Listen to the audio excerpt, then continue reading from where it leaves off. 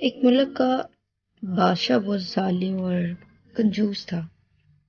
اس نے اپنے ملک میں یہ اعلان کر دیا کہ کوئی بھی شخص کسی فقیر یا مسکین کو کوئی بھی چیز صدقہ نہ کرے، کوئی کسی غریب کی مدد نہ کرے۔ اگر کسی نے ایسا کیا تو میں اس کا ہاتھ کاٹ دوں گا۔ یہ خبر سن کر لوگوں میں خوف پھیل گیا۔ اب ہر کوئی صدقہ دینے سے ڈرنے لگا۔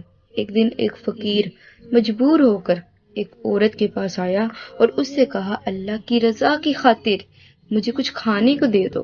تو وہ عورت بولی، ہمارے ملک کے بادشاہ نے اعلان کیا ہے کہ جو کسی کو صدقہ دے گا تو اس کا ہاتھ کاٹ دیا جائے گا۔ اب میں تمہیں کس طرح کوئی چیز دوں؟ فقیر نے کہا، تم مجھے اللہ پاک کی رضا کی خاطر کوئی کھانے کی چیز دے دو۔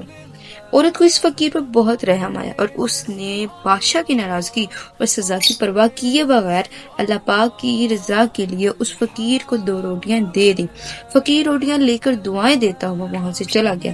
جب بادشاہ کو معلوم ہوا کہ فلاں عورت نے میرے حکم کی خلاف ورزی کی ہے تو اس نے سپاہی بھیج کر کہا کہ فلاں عورت کے ہاں جاؤ اور جا کے اس کے ہاتھ کاٹ دو۔ کچھ عرصے بعد بادشاہ نے اپنی والدہ سے کہا، مجھے سب سے زیادہ حسین و جمیل عورت کے بارے میں بتاؤ، میں اس سے شادی کروں گا۔ تو اس کی والدہ نے بتایا، ہمارے ملک میں ایک عورت ہے، اس جیسی حسین و جمیل میں نے نہیں دیکھی، لیکن اس میں ایک بہت بڑا عیب یہ ہے کہ اس کے دونوں ہاتھ کٹے ہوئے ہیں۔ بادشاہ کے حکم پر اس عورت کو دربار میں لایا گیا اور اس کی رضامندی سے بادشاہ نے شادی کر لی اور وہ ہنسی خوشی رہنے لگے۔ بادشاہ کی دوسری بیویاں دن رات حسد کی آگ میں جلنے لگی اور ہر وقت اس نئی دلہن کو بادشاہ کی نظروں میں گرانے کی کوشش کرنے لگی، لیکن وہ اپنے برے ارادے میں کامیاب نہ ہو سکی۔ ایک مرتبہ کیا ہوا کہ بادشاہ طویل عرصے کے لیے جنگ پر چلا گیا۔ بادشاہ کی بیویوں کو اچھا موقع مل گیا اور انہوں نے بادشاہ کو خط میں لکھا کہ تمہارے پیچھے تمہاری نئی دلہن بدکار ہو گئی ہے اور اس کے ہاں بچہ بھی پیدا ہوا ہے۔ جب بادشاہ کو یہ خط ملا تو اس نے اپنی والدہ کے نام یہ پیغام بھیجا کہ اس عورت کو بچے سمیت ملک سے باہر نکال دیا جائے۔ چنانچہ اس عورت کے گلے میں کپڑا ڈالا گیا اور بچے کو اس میں ڈال کر ملک سے دور ایک جنگل میں چھوڑ دیا گیا، کیونکہ ہاتھ تو تھے نہیں، ہاتھ کٹے ہوئے تھے اس کے۔ وہ بیچاری جنگل میں گھومتی رہی۔ جب پیاس کی شدت نے اسے پریشان کیا تو تلاش کے بعد ایک نہر پر آئی اور جوں ہی پانی پینے کے لیے جھکی تو اس کا بچہ پانی میں گرا اور ڈوبنے لگا۔ عورت اپنے ڈوبتے ہوئے بچے کو دیکھ کر رونے لگی۔ اتنے میں 2 نوجوان، خوبصورت نوجوان آئے اور رونے کی وجہ پوچھی۔ اس نے کہا، میرا بیٹا پانی میں ڈوب رہا ہے اور میں کچھ بھی نہیں کر سکتی، میں اسی غم میں رو رہی ہوں۔ ان خوبصورت نوجوانوں نے پوچھا، کیا تو چاہتی ہے کہ ہم تیرے بچے کو واپس لے آئیں، اسے ڈوبنے سے بچا لے؟ عورت نے بے قرار ہو کر کہا، ہاں میں چاہتی ہوں کہ اللہ پاک مجھے میرا بچہ واپس لوٹا دے۔ ان نوجوانوں نے دعا کی اور اس کا بچہ نکال کر اسے دے دیا۔ پھر انہوں نے پوچھا، اے رحم دل عورت، کیا تو چاہتی ہے کہ تیرے ہاتھ دونوں تمہارے پاس واپس آ جائیں، یعنی کہ ٹھیک ہو جائیں؟ اس نے کہا، ہاں میں چاہتی ہوں۔ چنانچہ ان دونوں نوجوانوں نے دعا کی اور اس کے دونوں ہاتھ بالکل ٹھیک ہو گئے۔